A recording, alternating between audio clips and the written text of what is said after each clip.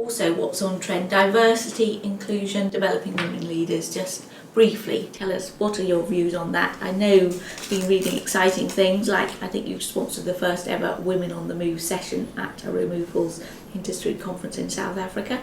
And of course, you have a white paper on the challenges of dual career couples. So perhaps you just briefly explain why you think inclusion and diversity are so important.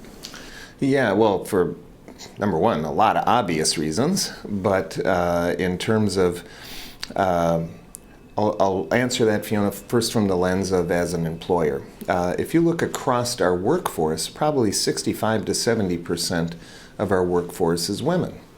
So if you don't have a strategy for diversity, inclusion, and development, oh my gosh, what kind of an employer are you actually going to be for the majority of your workforce, right? So in some ways, I think it's just appropriate and necessary to act on those things as opposed to just talk about those things and write policies that demonstrate, egalitarity or whatever.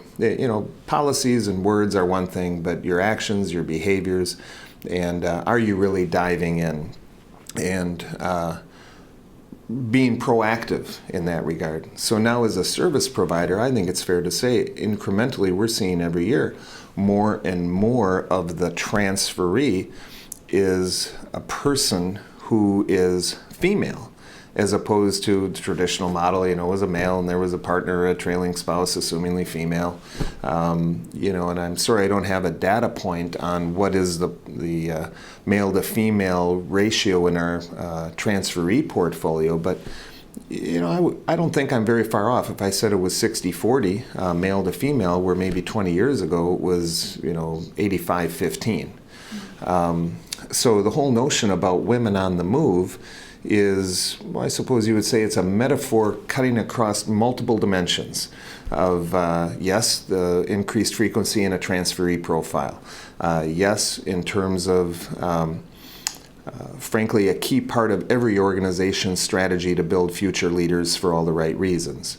And then, from a standpoint of like purchasing power, women as a part of society as a whole, generally speaking, have way more purchasing power than they did just 15, 20 years ago. So if you're selling, consumer products or gasoline, it really doesn't matter.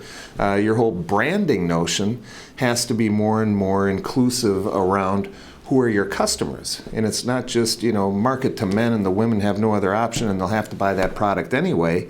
It's almost a reverse psychology today, is if you can get the pull-through and the brand loyalty and seen as a new brand that really identifies and was purpose-built for the needs or aspirations or preferences of a woman. I think those are some of the leading-edge marketing strategies today of some of the most effective companies.